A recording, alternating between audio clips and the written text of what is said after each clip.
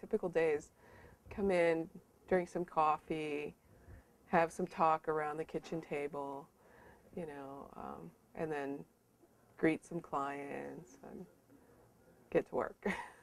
It's always very busy, though, I have to say. So. I usually come in like 10 to 6. I ride my bike to work every day unless I bring my dog.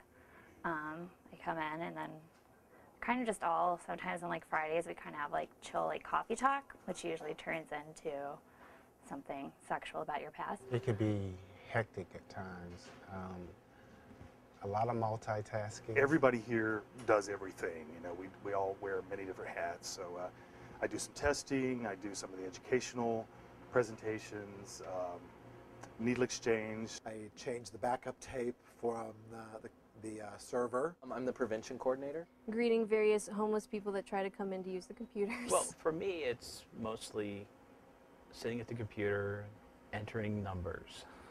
Lots and lots of numbers. I am the reception coordinator. I am the buddy program coordinator. I am the positively wired coordinator. I am the person who does a lot of the data entry here. A typical day for me is recruiting volunteers, getting them assigned to different venues to do outreach, testing throughout the day. One of the most challenging things here is probably trying to remain the best looking person on staff. Monday through Friday we're open for testing, and we test all day. And then we do testing in nightclubs and bathhouses, and so a typical day coming in, we'll have people walking in to get tested, which is great. And it's a really good feeling to be able to have a conversation with somebody about how they can lower their risks and how they can better take care of themselves and remain negative. And if they are positive, we can talk to them about how to get on with the rest of their life.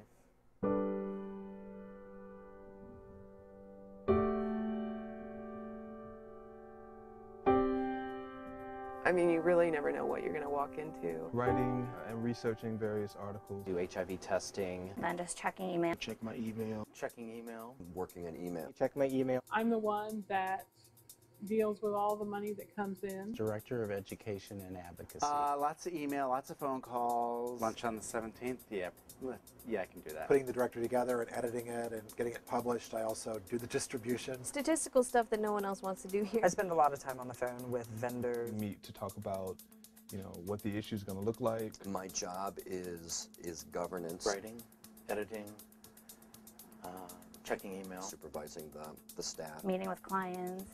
Ordering office supply. What's coming in, what's going out. More than a few surprises. My avalanche of things to do.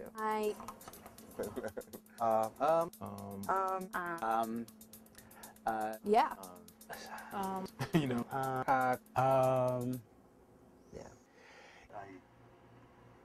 From the people, what do they work?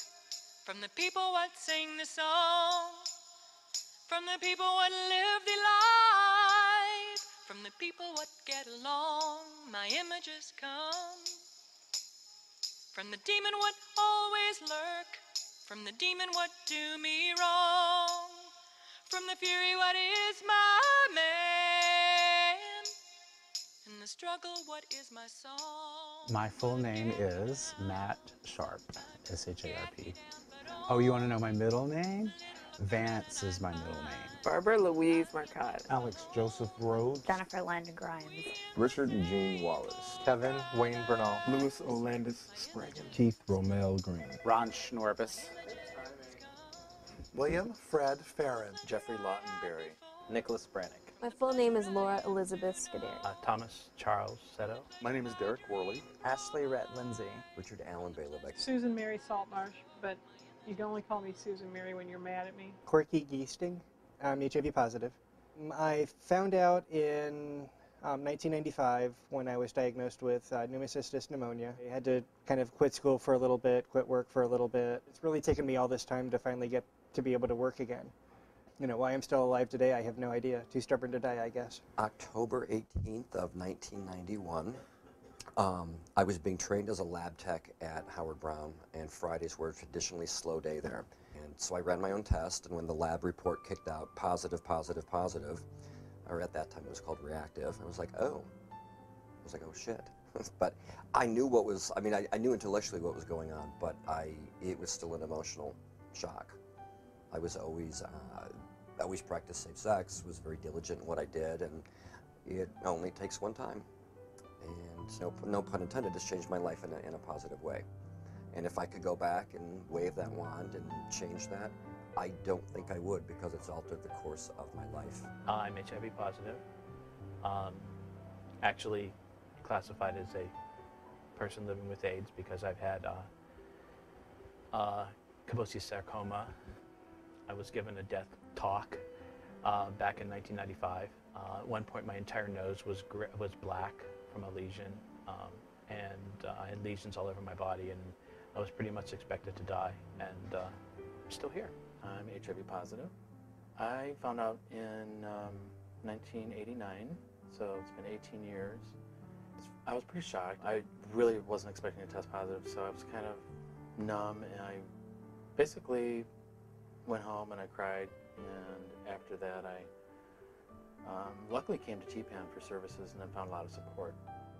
Fresh out of college, and I was working in social work and child welfare, and I had been there about a year when I met a guy, Bill, who was 10 years older than me.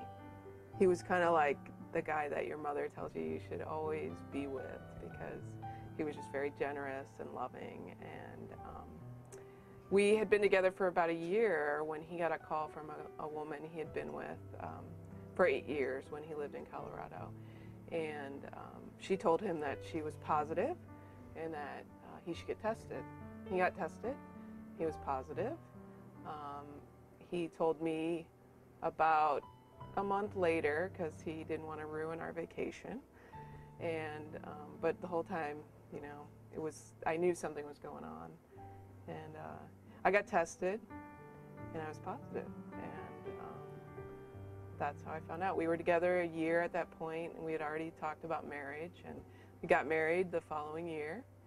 And we were together for about 3 years, and he died on October 8th, 1993. So my life went on with HIV.